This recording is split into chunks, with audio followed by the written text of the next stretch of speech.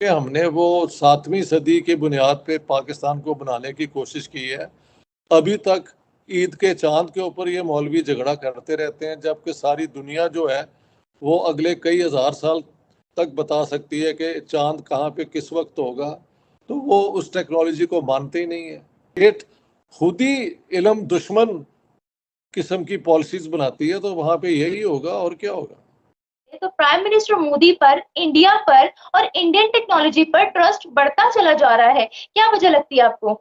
IT में वो बहुत आगे हैं, तो इंडिया 1.4 बिलियन की एक इमर्जिंग मार्केट है, तो इंडिया ने बहुत ऑल राउंड तरक्की की है और उसमें सबसे ज़्यादा ज़ोर एजुकेशन पे और टेक्नोलॉजी पे और इंडस्ट्री पे दिया है।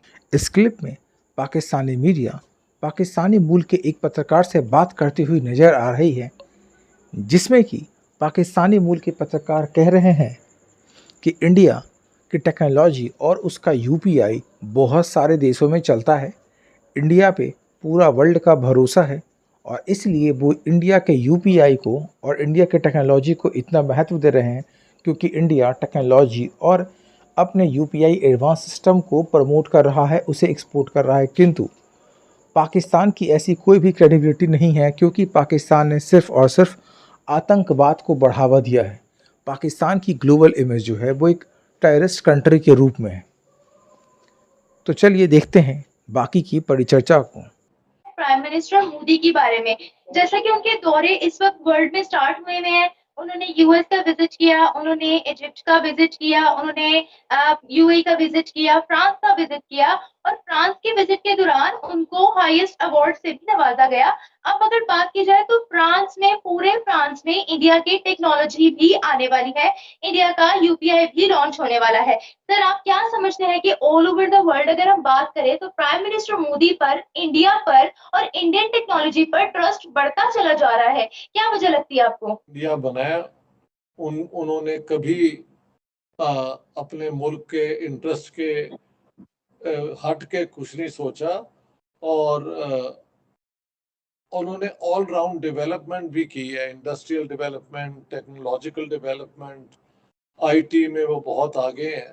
तो इंडिया 1.4 बिलियन की एक इमर्जिंग मार्केट है कि हर सड़क के ऊपर गहमा गहबी से नजर आता है कि लोगों के पास पैसा भी है खरीदने के लिए, इतनी दुकानें वरना तो कभी खुल नहीं सकती।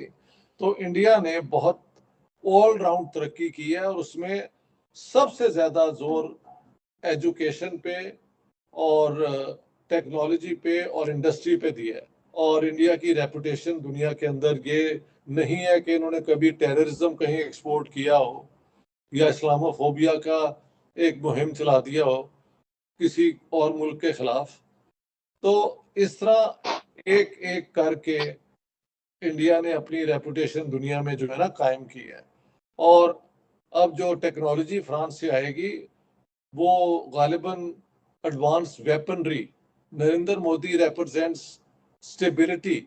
इंडिया की जो स्टेबिलिटी है ना, ये थोड़ी है कि अब इमरान खान कभी प्राइम मिनिस्टर हैं कभी नहीं है और फिर वो मानते नहीं है और फिर दूसरे जो हैं उनके ऊपर सवाल उठ रहा है। दुनिया किसके साथ डील करे पाकिस्तान के अंदर? इंडिया में तो उन्हें पता है, तो prime minister of India represents the people of India. तो ये सारी चीजें अपनी जगह जो हैं और 75 साल में उन्होंने अपनी रेपुटेशन बिल्ड की है।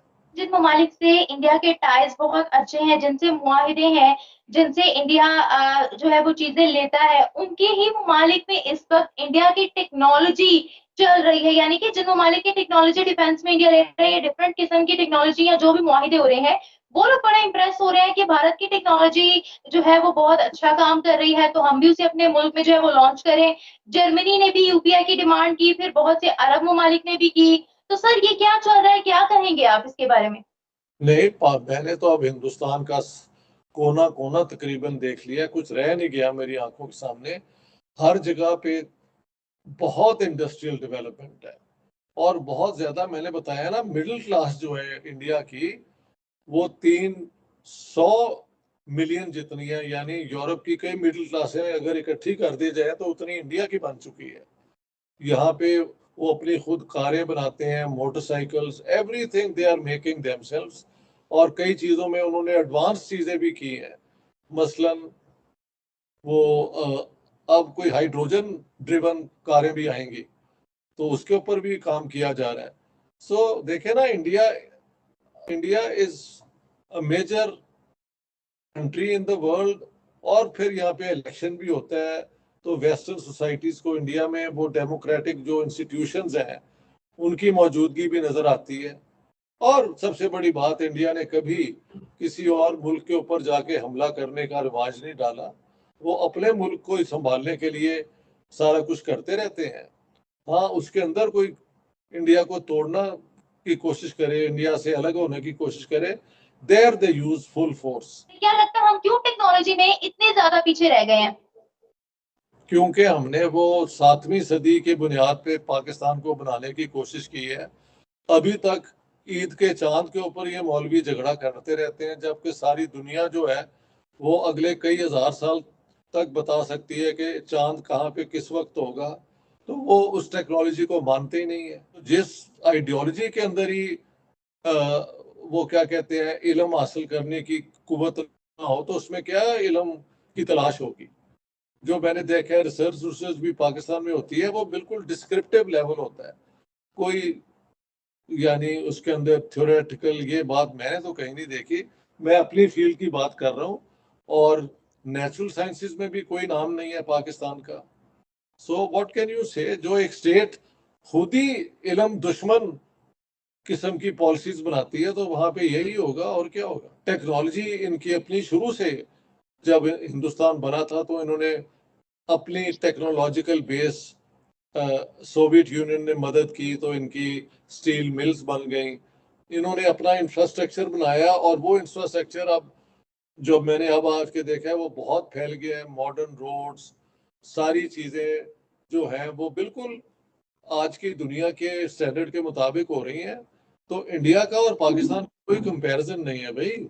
दो मुल्क एक दिन तो बने थे, लेकिन एक मुल्क बने ही नेगेटिव सोच के ऊपर था, और उसके रिजल्ट अब आपके सामने आ गया।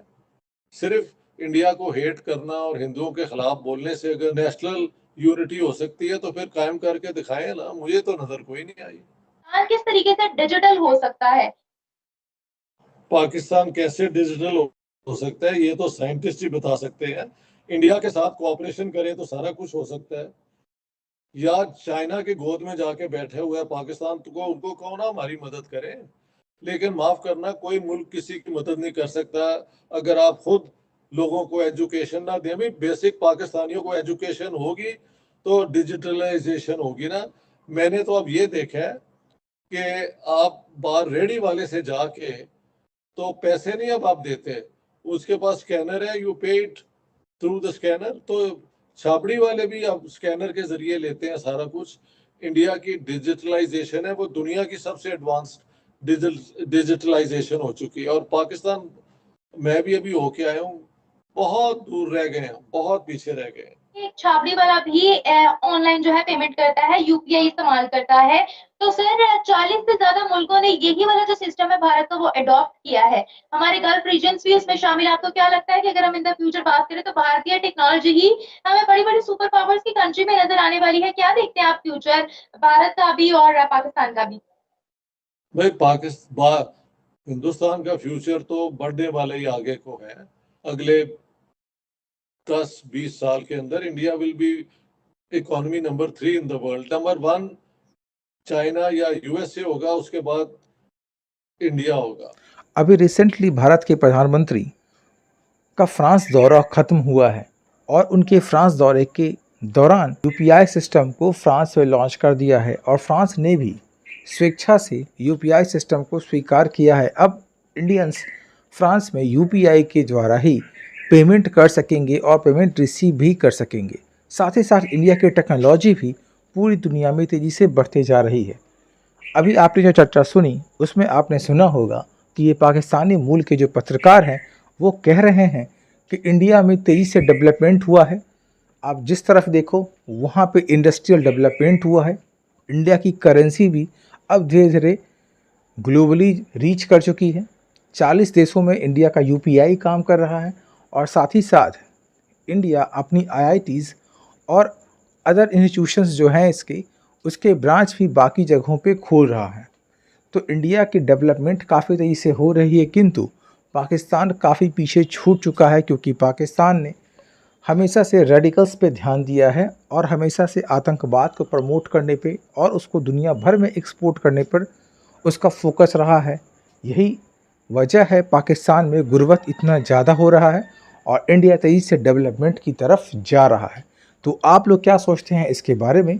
कमेंट बॉक्स में कमेंट करके हमें ज़रूर बताएं। धन्यवाद।